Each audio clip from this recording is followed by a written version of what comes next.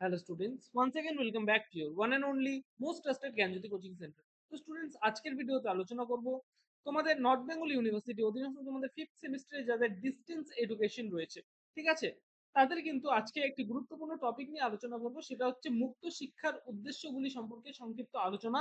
এই যে তোমাদের প্রশ্নটি রয়েছে, এই প্রশ্নটি নিয়ে কিন্তু আলোচনা করব বিস্তারিতভাবে। ভিডিওটাকে লাস্ট পর্যন্ত দেখবে, খুবই ইনফরমেটিভ একটা ভিডিও হতে চলেছে, ঠিক আছে। 6 মার্কসের জন্য কিন্তু মানে ইম্পর্টেন্ট একটা কোয়েশ্চেন। ওকে, চলো শুরু করা যাক আজকের ক্লাসটি। দেখো কি বলেছে, মুক্ত শিক্ষার উদ্দেশ্যগুলি কি কি।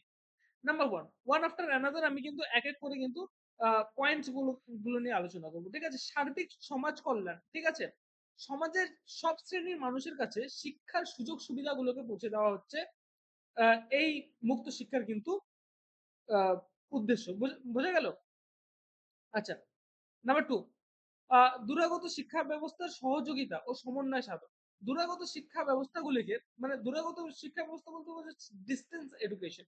ওকে, শিক্ষা ব্যবস্থাগুলিকে সহযোগিতা করা এবং তাদের মধ্যে সমন্বয় সাধন করা হচ্ছে এই মুক্ত শিক্ষার কিন্তু উদ্দেশ্য।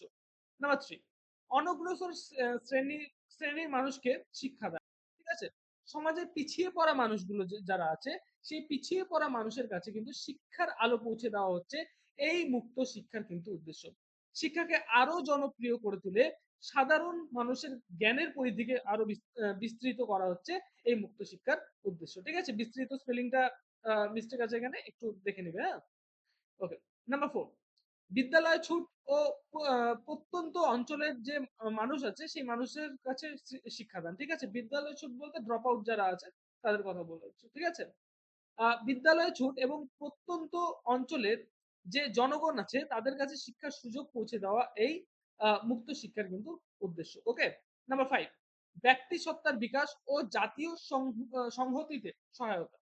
প্রতিটি মানুষের ব্যক্তি সত্তার যথাযথ বিকাশে কিন্তু সহায়তা করে এই মুক্ত শিক্ষা, এবং শিক্ষার সর্বাঙ্গীন প্রসারের মাধ্যমে কিন্তু জাতীয় সংহতি স্থাপন করা হচ্ছে এই মুক্ত শিক্ষার উদ্দেশ্য। পরবর্তী পয়েন্ট, প্রতিবন্ধীদের শিক্ষাদান। শারীরিক ও মানসিক প্রতিবন্ধী মানুষ যারা আছে, যারা দেখতে পায় না, মানে কানে শুনতে পায় না, ঠিক আছে, শারীরিক ভাবে চলতে ফিরতে যারা অক্ষম, ঠিক আছে, সেই সমস্ত প্রতিবন্ধী যে মানুষ আছে, ঠিক আছে, যারা প্রথাগত মানে নিয়মতান্ত্রিক যে শিক্ষা আছে সেই শিক্ষায় শিক্ষিত হতে পারে না, তাদের জন্য শিক্ষা ব্যবস্থা করা হচ্ছে এই মুক্ত শিক্ষার উদ্দেশ্য। নাম্বার সেভেন, সকলের জন্য উচ্চ শিক্ষা। মুক্ত শিক্ষার মাধ্যমে উচ্চ শিক্ষার সুযোগ সুবিধা আপামার জনসাধারণের কাছে পৌঁছে দেওয়া হচ্ছে, এই ব্যবস্থা পৌঁছে দেওয়ার কিন্তু ব্যবস্থা করা, ঠিক আছে। এই শিক্ষা ব্যবস্থায় বয়স্ক মানুষের পক্ষেও কিন্তু বেশি বয়সে উচ্চ শিক্ষা করা সম্ভব। মানে অনেক সময় কি হয়, অনেকের বয়স বেড়ে যাওয়ার ফলে তারা কিন্তু মানে প্রথাগত শিক্ষায় কিন্তু শিক্ষিত হতে পারে না, ঠিক আছে, কিন্তু এই মুক্ত শিক্ষা কিন্তু তাদের জন্য কিন্তু শিক্ষার সুযোগ কিন্তু করে দেয়, ঠিক আছে। নাম্বার এইট, জীবনব্যাপী শিক্ষা অর্জন। হবি বা শখ হিসেবে বহু মানুষের মধ্যেই সারা জীবন ধরে কিন্তু বিভিন্ন বিষয়ের জ্ঞান অর্জনের কিন্তু আগ্রহ দেখা যায়, ঠিক আছে। জনগণের এই আগ্রহ পূরণ মুক্ত শিক্ষার কিন্তু বিশেষ উদ্দেশ্য, ঠিক আছে। অনেকের হয় না যে কোনো একটা বিশেষ মানে সাবজেক্টের উপর একটা আগ্রহ রয়েছে, ঠিক আছে। এই যে আগ্রহ, এই আগ্রহ পূরণ কিন্তু মুক্ত শিক্ষা বিশেষভাবে সহায়তা করে, ঠিক আছে। তো স্টুডেন্টস, এই ছিল আমাদের আজকের মানে এই যে নোটটা রয়েছে, এই নোটটার ডিসকাশন, ঠিক আছে।